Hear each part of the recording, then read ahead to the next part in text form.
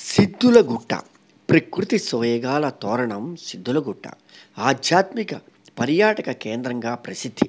అలనాడు నవసిద్ధుల తపోవనమైన ఆ నల్లని బండరాళ్ళు కాలక్రమేణా నవనాథ సిద్ధులగుట్టగా కీర్తికెక్కింది. ఈ నవనాథ సిద్ధులగుట్ట ప్రకృతి సోయగాల తోరణం సహజ అందాల పుణ్యక్షేత్రం. కపిలవర్ణంలో కళకళలాడే ఈ గుట్ట ఇప్పుడు పర్యాటక సొబకులు అద్దుకుంది. సిద్ధులగుట్టకు సరికొత్త శోభ. ఆధ్యాత్మిక పర్యాటక కేంద్రంగా ప్రసిద్ధి. సెంట్రల్ లైటింగ్తో జిగేల్మంటున్న ఘాట్ రోడ్డు. ఎమ్మెల్యే జీవన్ రెడ్డి గారి కృషితో నవనాథ సిద్ధులగుట్ట అభివృద్ధి. అలనాడు నవసిద్ధుల తపోవనమైన ఆ నల్లని బండరాళ్ళు కాలక్రమేణా నవనాథ సిద్ధులగుట్టగా కీర్తికెక్కింది. ఆ నవనాథ సిద్ధులగుట్ట ప్రకృతి సోయగాల తోరణం, సహజ అందాల పుణ్యక్షేత్రం. కపిలవర్ణంలో కళకళలాడే ఈ గుట్ట ఇప్పుడు పర్యాటక సొబకులు అద్దుకుంది.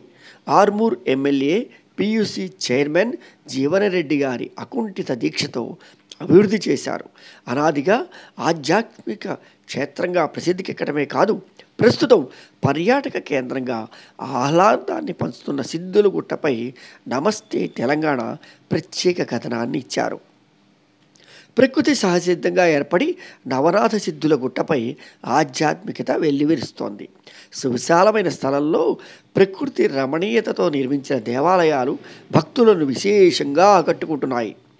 Armoor MLA PUC chairman Jeevan Reddy గారి ప్రత్యేక శ్రద్ధ ఫలితంగా ఈ పురాతన ఆలయం పర్యాటకంగా అభివృద్ధి చెందుతోంది. 20 కోట్లతో గుట్టపైకి వెళ్లేందుకు ఘాట్ రోడ్ నిర్మించారు. దీంతోపాటు రోడ్డు వెంట సెంట్రల్ లైటింగ్ ఏర్పాటు చేయడంతో రాత్రి వేళల్లో గుట్ట ప్రాంతం జిగేల్మంటూ కనువిందు చేస్తోంది. ఇది షూటింగ్ల అడ్డా అయింది. ఆర్మూర్ ఎమ్మెల్యే జీవన్ రెడ్డి గారి కృషి ఫలితంగా నవనాథ సిద్ధుల గుట్ట ఆధ్యాత్మిక శోభతో పాటు పర్యాటక కేంద్రంగా మారింది. పర్యాటకుల తాకిడి సైతం గణనీయంగా పెరిగింది. గుట్టపై సినిమా షూటింగులు సైతం జరుగుతున్నాయి. హీరో నాగచైతన్య నటించిన లవ్ స్టోరీ సినిమా షూటింగ్ సిద్ధులగుట్టపైనే జరిగింది. స్థానిక కళాకారులు సైతం తెలంగాణ జానపద గేయాలపై నృత్యాలను సిద్ధులగుట్టపైనే చిత్రీకరిస్తున్నారు. కోటి వ్యయంతో పిరమిడ్ నిర్మాణం. నవనాథ సిద్ధులగుట్టపై ₹1 వ్యయంతో నిర్మిస్తున్న ధ్యానమందిర్ పిరమిడ్ ప్రత్యేక ఆకర్షణగా నిలుస్తోంది. ఆర్మూర్ ఎమ్మెల్యే జీవన్ రెడ్డి గారు సిద్ధులగుట్టపై 700 గజాల స్థలాన్ని పిరమిడ్ నిర్మాణానికి కేటాయించారు. దాతల సహకారంతో పిరమిడ్ నిర్మాణ పనులు వేగంగా సాగుతున్నాయి. మానసిక ప్రశాంతతకు పిరమిడ్ ధ్యానం ఎంతో ఉపకరిస్తుంది. ధ్యానమందిరం కమిటీ ఆధ్వర్యంలో పనులు నిర్వహిస్తుండగా ఎమ్మెల్యే జీవన్ రెడ్డి గారు ఎప్పటికప్పుడు పర్యవేక్షిస్తున్నారు. తరగని కోనేరు. సిద్ధులగుట్టపై మరో అద్భుతం ఉందండోయ్. తరగని కోనేరు. సిద్ధులు తపస్సు చేసుకునే సమయంలో నీటి కోసం కోనేరును త్రవ్వారు. ఈ కోనేరు ఎల్లప్పుడూ నీళ్లతో నిండుకుండలా ఉంటుంది. కోనేరులో నీటిని భక్తులు పుణ్యతీర్థంగా సేవిస్తారు. ఈ నీటిని తాగితే రోగాలు రావని భక్తుల నమ్మకం. అందులో ఉండే స్తూపం ఉదయం ఒక రంగులో, మధ్యాహ్నం మరొక రంగులో కనిపిస్తూ ఉంటుంది.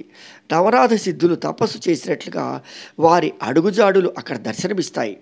ఈ గుట్ట నుంచి గోదావరి నదికి సొరంగ మార్గం ఉందని, సిద్ధులు గంగాస్నానం చేసేందుకు ఈ సొరంగ మార్గం గుండా వెళ్ళేవారని పెద్దలు చెప్తారు.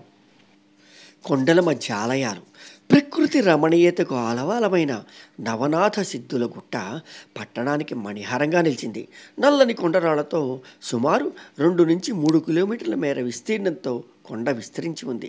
సుమారు 300కు పైగా మెట్లెక్కి సిద్ధులు ప్రతిష్ఠించిన సీతారాములను, కొండగుహలోని శివలింగాన్ని దర్శించుకుని భక్తులు తరిస్తున్నారు. ఆర్మూర్ ఎమ్మెల్యే జీవన్ రెడ్డి గారు 20 కోట్ల వ్యయంతో నిర్మించిన ఘాట్ రోడ్ నిర్మాణంతో సిద్ధులగుట్టకు మహర్దశ పట్టింది. సెంట్రల్ లైటింగ్తో ఘాట్ రోడ్డు దేదీప్యమానంగా వెలుగుతూ భక్తులను అలరిస్తోంది. ఘాట్ రోడ్ నిర్మాణం పూర్తయ్యే వరకు జీవన్ రెడ్డి గారు ఉపవాస దీక్ష చేపట్టారు. 20 కోట్లతో గుట్టపై 9 మందిరాలను నిర్మించేందుకు కార్యాచరణ సిద్ధం చేశారు. అష్టలక్ష్మీదేవి, సహస్రార్జున, వినాయక, హనుమాన్, మార్కండేయ, పోతులూరి వీరబ్రహ్మేంద్ర స్వామి, వెంకటేశ్వర స్వామి, రాజరాజేశ్వర స్వామి, అయ్యప్ప మందిరాలను చేపట్టారు. అందులో అయ్యప్ప మందిరం పూర్తయింది. మెరుగైన సౌకర్యాల కోసం గుట్టపై చిల్డ్రన్స్ పార్క్, మరుగుదొడ్లు, గోశాలను ఏర్పాటు చేశారు. ప్లానిటోరియం నిర్మాణానికి కూడా ఏర్పాట్లు జరుగుతున్నాయి. ధ్యాన మందిర నిర్మాణానికి స్థలం కేటాయించగా మరొక చోట అతి పెద్ద పిరమిడ్ నిర్మిస్తున్నారు. స్థలపురం చూద్దామా?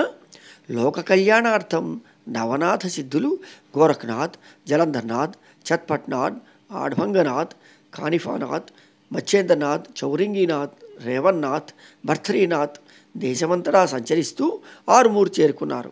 అప్పట్లో ఈ గ్రామం చుట్టూ కొండలు ఉండటంతో ఇక్కడ కొండ గుహల్లో తపస్సు చేసేందుకు సరైన ప్రదేశంగా వారు ఎంచుకున్నారు. గుహలో శివలింగం, సీతారాముల విగ్రహాలను ప్రతిష్ఠించి పూజించారు.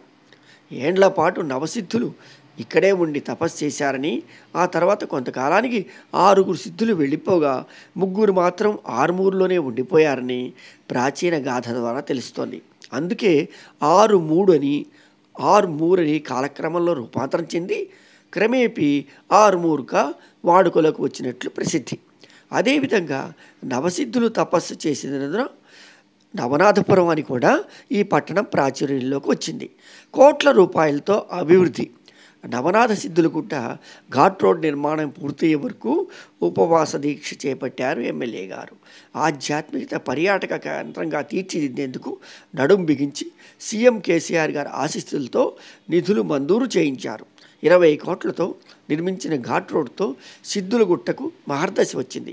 సెంట్రల్ లైటింగ్తో ఘాట్ రోడ్డు దేదీప్యమానంగా వెలుగుతోంది. 20 కోట్లతో గుట్టపై 9 మందిరాలు నిర్మించేందుకు కార్యాచరణ సిద్ధం చేశామని, అయ్యప్ప ఆలయ నిర్మాణం పూర్తిగా మిగిలిన ఆలయాలు సైతం వేగవంతంగా పూర్తి చేస్తామని ఎమ్మెల్యే జీవన్ రెడ్డి గారు తెలిపారు.